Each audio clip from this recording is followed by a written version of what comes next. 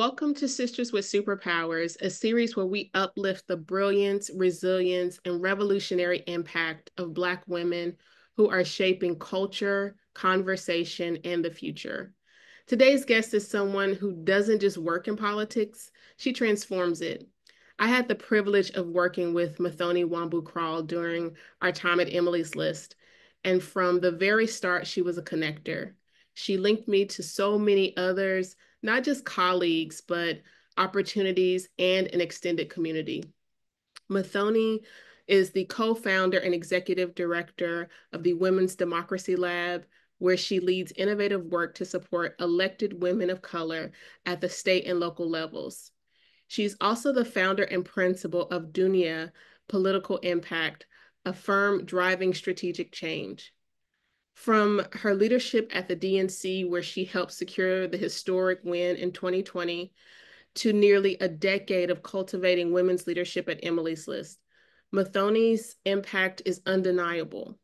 She is a proud graduate of Howard University, a dedicated board member of Act Blue, Rock the Vote, and D4 Women in Action, and a proud member of Delta Sigma Theta Sorority Incorporated. She's a strategist, a mentor, a mother, and a true force in our democracy. Welcome, Mũthoni. Thank you, sis. This is so exciting. You know, I love seeing you in your element. Thank you. Thank you. I'm just really honored that you agreed to do this with us. And of course, when I think about Sisters with Superpowers, I think about you because you are so intentional about uplifting others. And I love that. To me, that would be your superpower. But what do you think, from your perspective, what has been your superpower throughout your career? Well, it was not a thought that I initially had, to be clear. It was a later in life discovery, much like having a child in my life. And it was over at WDL. I am blessed to have an amazing team. And one of them is my Chief Financial and Operating Officer, Tasha Speed, and she is certified in doing the Gallup Clifton Strengths work. So she does it for all of us, and we do it even for our elected women because a lot of our work is about leadership development and doing a lot of self-assessment. And we practice what we preach. And I found out in the journey in doing this Clifton Strengths that my number one strength was ... drum roll, belief. Oh, Yeah, no, but interesting. well, see, and I did that. Like it was, you said it in a nice way. I was like, huh, in a what? It turned out to be totally true. It means that you are extremely values driven. Mhm. Sometimes too, it can be a little extreme, you know. I do tend to give the Heisman to things that I think are sort of grifty, and if I don't really see a person or a thing or an organization or is sort of really coming into space with a lot of authenticity, I'm not interested in it. I am Mm. deeply, deeply interested in folks who are really looking to push forward in the most positive ways possible. And sometimes I may be wrong about what that looks like, but I am oftentimes, most of the time, 200% of the time, driven by that values centered thinking. That's great. That definitely shows in your work. And you've spent your career building and supporting political power, especially for women of color. What drives that commitment for you personally? I'll start with here. I think that this may be the result of some kids getting to go to the store and purchase their Halloween costume, like Minnie Mouse or Superman or Superwoman. And I was going as Harriet Tubman. So I think on the other end, somewhere between that and like my little nightgown that was like, never underestimate the power of a girl. I feel my mom was doing a lot of grooming. And I had a very interesting, strong African father who was like here for having these strong, like, wives. Because even once he became a widow and remarried, even my stepmother was a woman who was at the senior levels of Nestle Africa. I mean, so these are women who have deeply modeled for me women's power, women's empowerment, and themselves worked really hard, not just at the work that they did, but at the people who were around them and advancing more women into the various areas where they had influence. Watching this and watching the kind of women that were around, but also the kind of men that were around me made a deep, deep impact. And what it did was it never allowed me to fall for that false dichotomy that being feminist or advancing women's empowerment was being done at the expense of men, when in Mm, fact, what we are trying to do is create a whole pie. absolutely. And how does that show up? You mentioned motherhood later in life. How does that show up for you as a mom, raising a young man? Oh gosh, as a certainly as a gift. And I will say unexpected because I have girl mom written all over me. And my poor child at one point in time was like, Mama, did you want me to be a girl? I was like, I did. But you too were a gift. Can't lie to the baby. Just like he feels it all around. Right. It's almost like a running joke at this point. And what it has meant for me is, again, it has just reaffirmed for me a lot of the false dichotomies that sit inside of baked in gendered norms that are negative and bad for us as a society. And instead, when you get an opportunity to really weigh in and shape a person with values of equity, with values of seeing themselves no more defined by their gender than actual real things that matter inside of their character, and looking for strong people to be around them, confidence, and all of these wonderful building blocks. Because I think that a lot of what has driven the I think it's the insecurities that are sitting underneath many of the fears, whether it is, replacement fear around gender, around race. All of that is built on these kind of false narratives about what it means to be man, what it means to be a woman, and what it means to have power and how you should be using that power. How do you exercise that? How do you define yourself?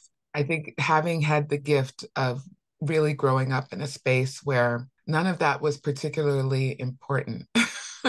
And most folks were just operating off of who does what best. And let's do that. I saw that in my grandparents. I saw that in my parents. I've seen it in my uncle. I have seen it in parents part two. And it's really a gift of sight and a gift that I hope to be able to continue to share through the work. That's fantastic. You helped to lead organizing at the DNC during one of the most consequential elections in history. What was that experience like? It was the probably the hardest year that any of us can probably remember in recent in memory. And what did that teach you about leadership in high stakes moments? Well, first and foremost, it reinforced for me the importance of your human resources. Mm. And if I can just say that over and over again for anybody who is leading teams of people, some of them that you will hire yourself, some that you will inherit, and the importance, I guess I coming now from a mixed household and watching a stepmother do a really beautiful job of coming in to our lives. I sort of equate that sometimes. I'm not trying to sort of be overly too personal around this, but I do draw down lessons. And my human resources were the first and most valuable resource I had during that cycle. And we had to really get to know one another. I had to earn their trust. I had to really learn how to hopefully create the conditions where I was opening up pathways for them to do what they do best. I tried to set realistic expectations around the political work because I'm going to be, honest, that still inside of the constituency workspaces, there is a lot of resistance around, even when you have the experts of their communities coming with ideas, there can be a lot of resistance around how to execute on those ideas. And my job was to fight to the tooth for many of those things, set the expectation that I may come back with like 1% of them, but just know I went in for the 100. And if I come back with the 30, we're killing it today. Like, this is great. And your job is never to be a yes person. Your job is to push me, even when I feel like I'm not like, totally aligned about it. But again, I hired you to be the expert around this community and this work. And I think that by the time we were faced with the pandemic, which is one of the things that made it such a hard cycle, not I mean, look, it was quite challenging when I came in. We still had a lot of tension and a lot of distrust between those folks who had supported Hillary Clinton and those folks who had supported Bernie Sanders. And there was a lot of repair work to be done to get people to sort of move not beyond it, but to move through it and to hopefully come to a place where we can move the marker and like start here with the fight that is sitting in front of us in the present. And so that was a lot of our work, was a ton of listening. Mm-hmm. I want to give it to our chairman. I called him Teflon Don because, man, he was screamed at a lot. A lot of people were upset about 2016, and our job was to go and hear it. And many of them had not sat with anybody from the party in those 4 years between that time. So it was an honor to be let into a lot of these communities. It was an honor to be the folks who were taking back the feedback. It was an honor to be entrusted with trying to do something about it, which is what we said we would do. And it was by the time the pandemic hit, because we had done so much organizing work together, including a bunch of those presidential debates, you know, historic number of debates, historic number of candidates running, and really creating an equitable process that looked like Groundhog's Day. Everybody had the same thing each and every time. We were really bonded. And so we could make it through, and we could put together a convention that was initially meant to be in person and suddenly was virtual and ended up being, you know, along with the incredible convention team and the folks that got hired in between time, you know, to come on and to help execute that. And by then, you know, the campaign itself, between the Biden and Harris campaign, there was just an entire ecosystem that was working really hard to earn that win. And it was a lot of folks who didn't know each other, also just at that point in time, doing our best to try and row in similar directions with one another.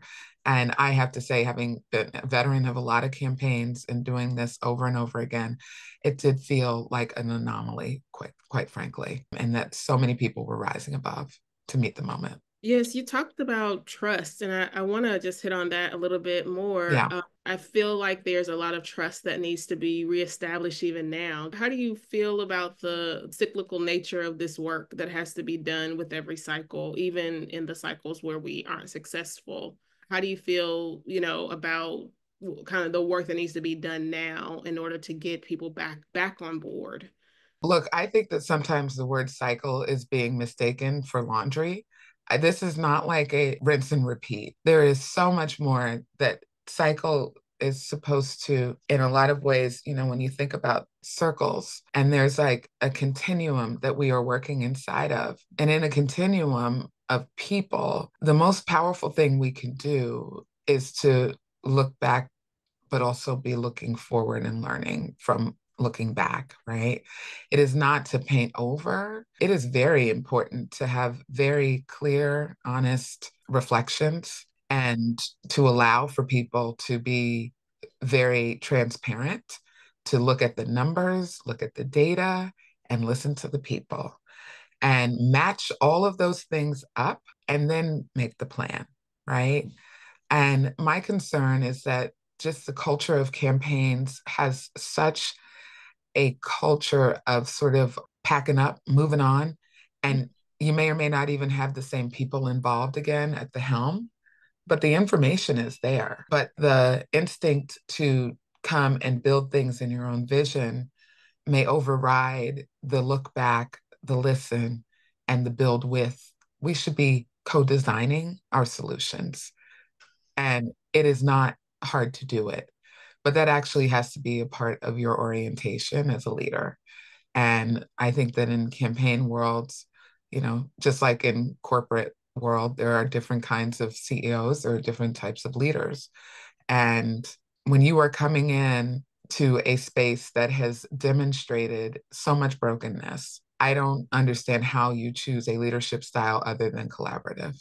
Mm. There is a part of you that is going to need to be leaderful, which is to be someone who's going to make strong executive decisions. But you should be doing that based on good information and not sort of just based on the beliefs and the things that you may be bringing in from, you know, years of doing this work. And I'm not pointing this at anyone in particular. I'm talking about an observed pattern that I have seen just in our industry, kind of throughout, whether it's organizations or it's committees, and where we're clearly hearing a cry from people for the lessons to be imbued in the work. Absolutely. That makes so much sense, but it's not always what actually happens. Oh, So I'm acknowledging 100% the struggle. I've had to, fight those fights, honestly. It's oftentimes it is difficult, Tanya. You know how the same way I'm bringing my personal story in to what's influenced me, and I talk about, I'm going back to my childhood, really, right? To say what I draw down from in my leadership style. And everyone has got a different journey. What I think is lacking a lot in our political industry, though, is doing a lot more leadership development work that helps more of us have a little bit more of an even access to self reflection, to doing disruption, frankly, of some of our learned behaviors, whether they be from the home or from working in the industry, as I did have for years. There were definitely toxic traits that I have brought with me. And I have like really had to, I mean, it has hurt people. It has like, sometimes hurt my operation. I certainly have seen that inside of even the generational divide when I started managing millennials. I had to really turn myself around in ways to really meet a different time, space, and culture, and to sort of want to like make it a learning exercise instead of one of resistance. let's talk about the Women's Democracy Lab. What inspired you to create it? And I think I know from the conversations that we've just been having, but how is it shifting the landscape for elected women of color at the state and local level? The inspiration for Women's Democracy Lab came from Sayu Bhojwani, who used to run and started New American Leaders, an organization that recruits and trains first, second generation, and maybe more at this point, immigrants to run for office. And she came to me along with Anathea Chino, who runs Advanced Native Political Leadership, who I'd known throughout the years, with this idea around us building an organization that would support Indigenous and women of color who are elected, at particularly focusing on the state and local level where the resources are the least. And I know a good idea when I hear one. And a good idea for me, it means it's like one that's really connecting with me, and it's really connecting with a thing that's probably even been running in my head. Right. But all of us had worked on candidate pipeline work. Like we had all trained, recruited, supported, and helped recruit history making people, whether it was around women or people of color, immigrants. It was history makers, barrier breakers who then get into these institutions. And we're like, good luck. Our work here is done. And, and they look around and they go, where the hell did everybody go? Like, wow, this was the drop off point. And there's no Right. one here to meet me after school. And like, I can't debrief. Like, what is going on? So it was crystallized. When she came to me with this idea, I didn't even pause, which I guess one should when you like are jumping into a business, but it just was so instinctual. I was like, absolutely, yes, I would love to do this with you all. And this is what we've been building. And I can't believe we're at almost 5 years, but it is truly a space that now we are opening up even further. We will always foundationally start where we think the most marginalization has taken place, because our ultimate goal is not solely just around building community around women of color, but it is about democracy change. And it is about building an inclusive democracy that is going to help the most of us. And how do you do that? Well, first of all, you've got to address things from worst case scenario, the thing that is failing the most, the pieces that are the most broken, and you work inward. And so that is the space from which we are building support and community. And we're also doing some institutional disruption by getting to elected officials earlier in their careers and really investing in them in ways that so many other people just have not had. And again, at the state and local level, where resources are often the scarcest, where people are being sort of paid the least amount of money, and generally where there may not be a lot of investment in leadership development, and may move on and move up we can get some of our best results by working with folks early on and really not only doing that sort of self-reflection, but building a community of support around them. Yeah, I think it's easy to think if you're just the casual observer of politics that these leaders just pop up one day and that they are dynamic right away. People don't really understand the work, the development, and organizations like that that help these women to, kind of find their voice and are ready for the moment when the moment comes. You also launched your own consulting firm, Dunia. Did I say Yes, you it got it. You got it. correctly? Yep. Yes, yes, yes. Dunia Political Impact. What kind of change are you hoping to spark through, and that you have already sparked through your own venture? So I started Dania not long after I left the DNC. I was briefly with another firm, and this really helped confirm for me that moving in the kind of strategic consulting direction was where I really wanted to go. And with their support, frankly, I was able to spin off into my own firm. And I have been on a journey of discovery around like, well, what does that mean? Because I started off in one space, and really what it has allowed for me to do is kind of develop into doing work that I didn't even have in mind. And that came to me in ways that were just like a discovery process that have been pretty awesome. And so what I've also been able to do is create a portfolio of work that's very connected. A lot of my work is still sitting around politics, and it is still connecting to wanting to really remove barriers and help impact issues that will help move more of us into doing the most for the most of us, right? And this is why I've got two clients now. All of my work right now is focused around criminal justice reform, crime, and safety, and immigration now that is being framed in a criminalized framework in ways that are incredibly harmful and meant to be, right? So there's a lot of work to do around that and around this population of our people who are sitting in spaces that they should be our shame, frankly. They are not restorative. There is so much work to be done when you are thinking about the people who I've met who may have started off, frankly, on a pathway that was almost guaranteed to lead them into the prisons, whether it was a broken foster care system or a broken school system. There is a lot for us to work on, and there is a lot for us politically to have to shift. There was a time where things like criminal justice reform were oddly a little bit more bipartisan, and where it's now just become a weaponized issue by conservatives. And organizations that used to be quite bipartisan are finding themselves no longer able to just even survive as C3s.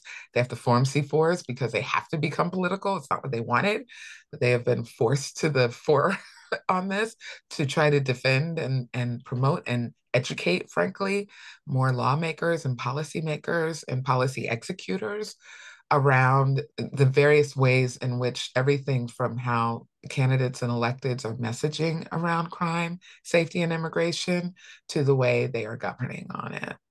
How has that shift felt? Like when you entered this arena, when you started your career, the environment was a lot more bipartisan. Now our Yeah. whole world is so polarized. How has that shift sort of changed you, or have you been able to kind of maintain a sense of like being grounded and being kind of at peace in the middle of all of this sort of shifting and chaos?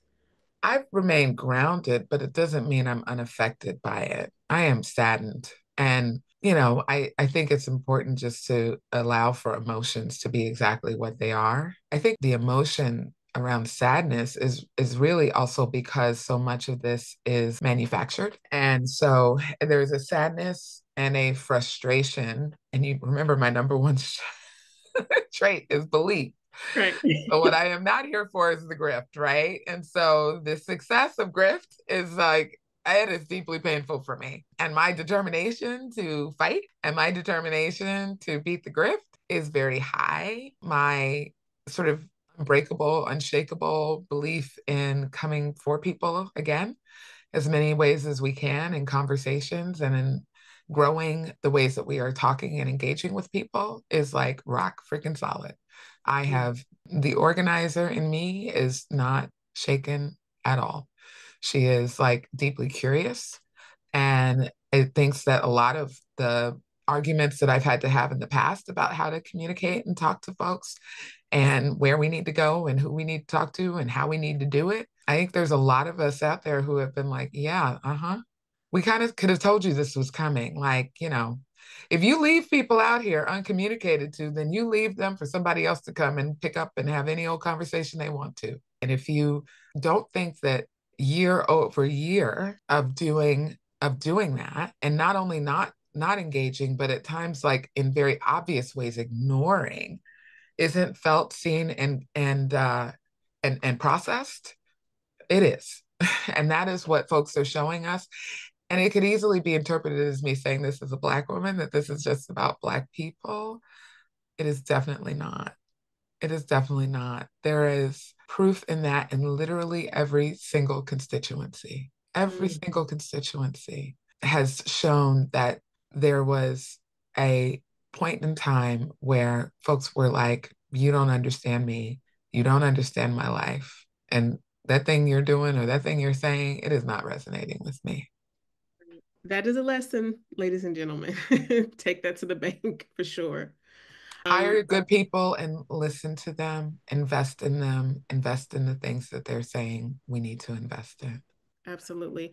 What continues to inspire you? I know that you're holding on to your belief and unshakable posture, but what fuels the fire as you continue onward? That's a great way of putting it because holding on to belief is one thing, but having fire is a different exercise. And I do have it. And a lot of it is fueled probably in different moments by different things. But what I have been saying, even inside of our Women's Democracy Lab community, is really emphasizing the importance of gathering right now. And I think that we have seen it everywhere from TikTok to in our own lives. Like what it feels like in our bodies when we are putting ourselves inside of community and spaces that just bring us joy. And the like payoff for that spiritually, physically is real. And the way that you probably, or I am experiencing it, is even more acute than ever because it's like the antidote to anxiety. It's the antidote to sort of spiraling. And there's something really beautiful as well, I think, about sort of feeling very reassured by that connectivity, because I honestly think it's the pathway back. Like, you know, again, this goes back to like some central organizing themes, like the power of peer to peer is it's a real formula and it's a real outcome. So the more that we are maybe even as operatives, reminding ourselves of like the simple truths about the power of gathering and what that looks like and the power of peer-to-peer conversations in our own lives, I hope that we draw that through line into the work and into belief that the way back, whether it is with communities of people who will deeply need persuasion, which at this point I think is like pretty large percentage, whether it's like quiet quitting that's gone on or Mhm. like completely turned away and gone elsewhere. So Yeah. um, all of that will require persuasion. I really do have faith that with people like you working toward this goal, we will all find our way back. I think we feel like we need to disconnect, but we don't. We need to pull together and gather, as you say, so to make sure that we don't lose the connection and what's going to pull us back from despair in some Yeah. cases. I'll Um, be honest, the gathering will help you. mhm. What we need to be like, there's so many lessons that we're supposed to be learning right now. So many. And one of them is that, like, let's do away with the rugged individualism. It is the thing that is leading to stories about the, scores of people who are sitting inside of the loneliness epidemic. And that is so real. There's just so much that we can do. And the gathering spaces are, I think, just a less intimidating way. Any one of us being able to go and get somebody. Thank you so much. Where can everyone find you and about you and for you? I'm sorry. I know I sprang this on you. So Yeah, I'm on LinkedIn and I'm also, I mean, I'm laughing because my social media is going to be like, is she there? y'all Second can find her on people LinkedIn, on y'all. there. Yeah, part of my restorative action has been taking a little bit of a beat. I've never been particularly prolific on it, but man, I got like a bunch of photos just sitting here, including from when I just saw you. I'm like, well, I'll get to that in a minute. But I'm on Instagram, I'm on Facebook, but Instagram better and LinkedIn. Thank you. Great, great. And Women's Democracy Lab, please find us on LinkedIn. We are there as an organization. If you all know elected women, we are working with the full diversity of women who need a supportive community, particularly serving at the state and local level, of which they are everywhere, up and down ballots. We are talking to women who are, serving on school boards all the way up to statewide elected offices. And so town clerks, all of it. There's no office too small for us to be a supportive community for them. So please come yourself if you are one of them, or help spread the word about Women's Democracy Lab. Thank you, Muthoni. Thank you for the way that you lead and the way you continue to inspire. You are truly a sister with superpowers with an S. And I have been a beneficiary of that. And so I just really appreciate everything that you've done for me individually and for us as a democracy, as a world. So thank you. And to our viewers, stay connected, stay inspired, and join us next time for Sisters with Superpowers. Be blessed.